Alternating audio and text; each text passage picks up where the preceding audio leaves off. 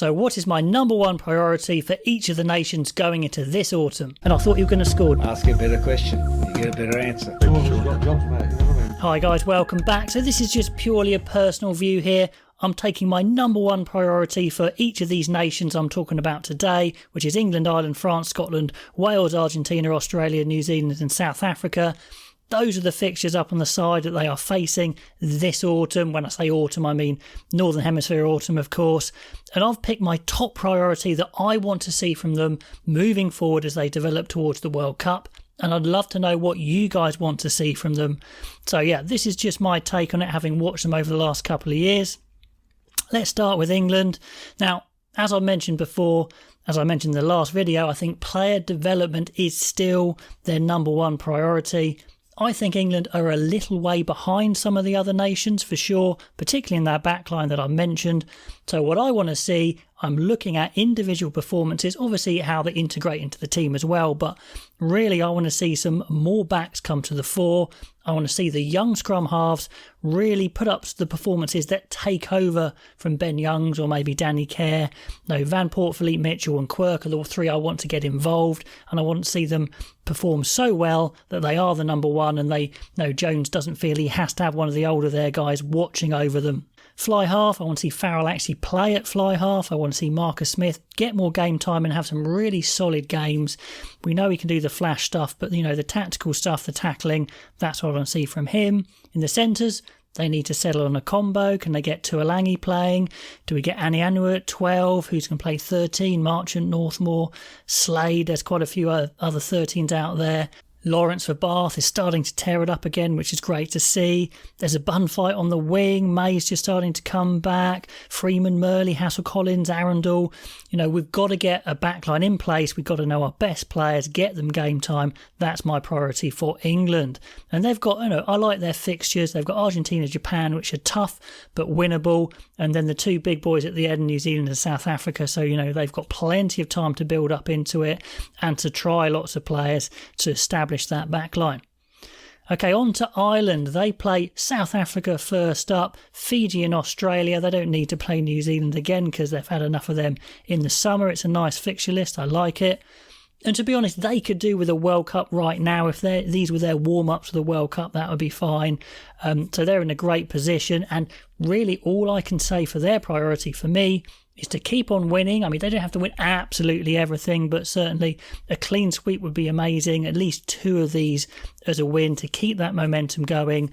Integrate a few guys from that development tour they've just had into the full team, but they don't need to change personnel that much. It's just keep it rolling, keep the momentum going. And at this point, guys, I'm going to mention my affiliate link. If you're wanting to watch the match abroad, or you're struggling to watch Stan Sports or Sky Sports on the internet you've got at the moment, on the network you're on, maybe use a VPN. I've got a great deal here for Private Internet Access VPN. 3 months free, plus you get 83% off as well for 2 years. I think that's $2.11 roughly for 2 years, which is pretty decent.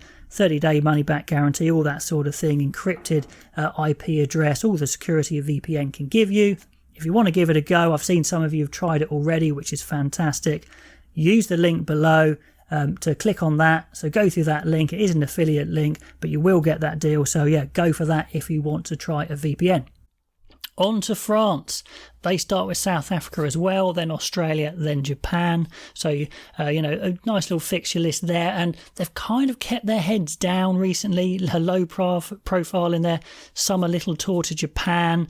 But, they are the World Cup favourites. And for me, the priority is I want them to show they are the favourites with 3 very dominant performances and take 3 wins potentially, at home as well.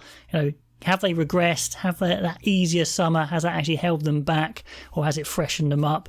So they're a little bit of an unknown in a way, but I want them to show me that they are the number one favourites. On to Scotland. They had that disappointing tour loss to Argentina, but they played some great rugby. We know they can score great tries. And just for me personally, I actually want to see 1 or 2 of these games. They've got 4 of them: Australia, Fiji, New Zealand, Argentina. At least 1 or 2 of them go down to an absolute dogfight, maybe not even high scoring, and them come out on top just with an absolute arm wrestle up front to show that they can get over the line that way as well. And for Wales, just a bit of a reverse for me.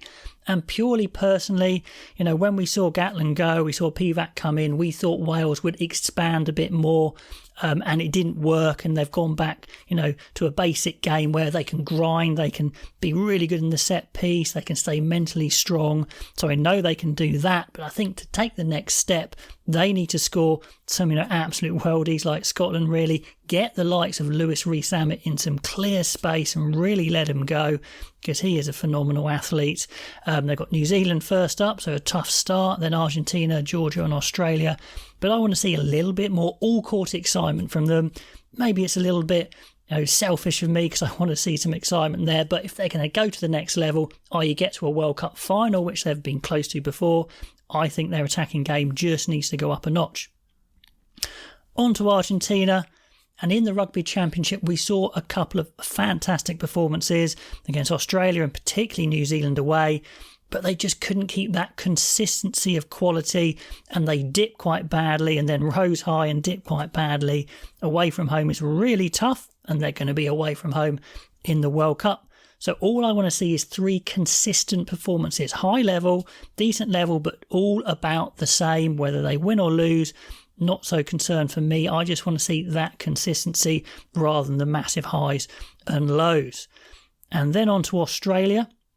They've got Scotland, France, Italy, Ireland and Wales. So 5 fixtures as I see it. So a lot going on there, which is a bit tough because they've had quite a few injuries, but they've got a few guys coming back in, most notably Hooper. I think they've called up a big Skelton as well, which many of you guys wanted to see happen. I wondered if it was going to happen, but it has.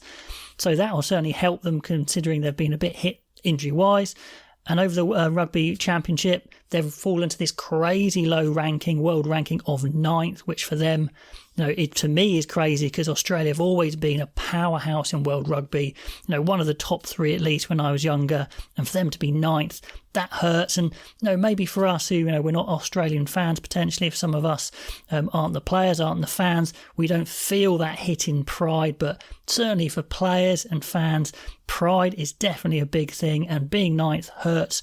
So I want to see them win a stack load of these games and start to climb back up the rankings to go where they historically have been. So yeah, for Australia, it's a reputation rebuild for me, but could be a completely different target for you, so let me know. And then finally, on to South Africa. They play Ireland, which will be a cracker, then France as well, Italy, England. Some big games for South Africa. And it may sound harsh, but I think South Africa actually let a great opportunity slip to win that Rugby Championship, especially considering New Zealand started poorly. But I just think they stayed a bit too basic, and I saw signs of an absolute world-beating team. I mean, personnel-wise, it's a lot of the same players, but just team play-wise, some of their set piece, obviously amazing, mauling, tackling, etc. Standard South African stuff at times look phenomenal. But then at times when they let the shackles go, they just look brilliant when they got the offloading. With Willemse at 10, which he probably will be, I think Pollard's out injured. I think they can cut loose a bit more in certain areas. Not all the time, but from halfway to the opposition's 22 especially, I'd like to see them kick the ball a little bit less. Kick to compete is fine, but they definitely kick the ball away deliberately to put pressure on the opposition. I think they can chance their arm a bit more. And if they string that together, you've got another World Cup winning team there. Definitely, I think they're so good, so much potential. I want to see it unleashed rather than the basics on this tour. Anyway, guys, those are my thoughts. Just one priority for each of those teams mentioned. Let me know what your priority would be, and I'll catch you next time.